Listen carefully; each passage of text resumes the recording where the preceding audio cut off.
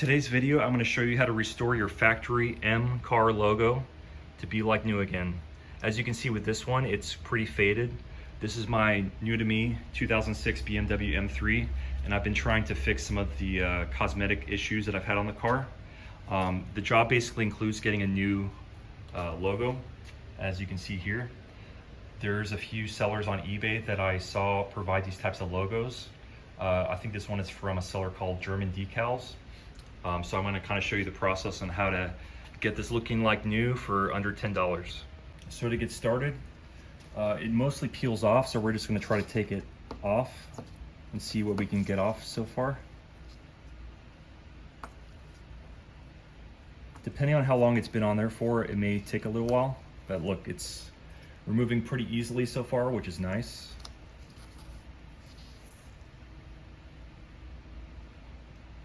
I guess it's basically a sticker from the factory, so look at that. Pretty faded, so compared to the new one, it should look pretty nice. So now we're just going to give it a little clean with the mineral spirits. Actually doesn't need that much cleaning up, surprisingly. Sometimes there's a lot of residue on these things. You could probably also use something like Goo Gone if you have that, if you don't have mineral spirits. The idea is just to get off the extra residue on this. And it's cleaning up real nice, so.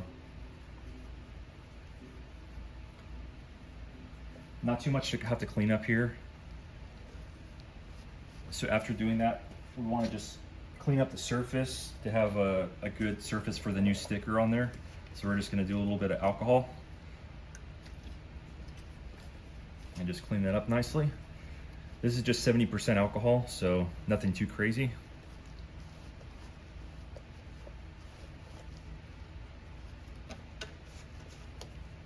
So the next part, we're just going to unpeel the sticker. As you can see, it fits pretty well. You might just want to pre-position it first. Ideally, you'd want to buy 2 of these in case you mess this up. Hopefully I don't mess this up doing it. I don't know if you can recover from that if you do, but. So we eventually got it unpeeled. So we're just gonna hopefully get it positioned right the first time.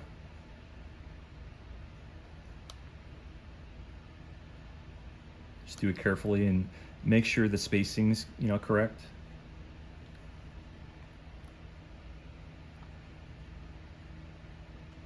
You just want to give it even pressure on here.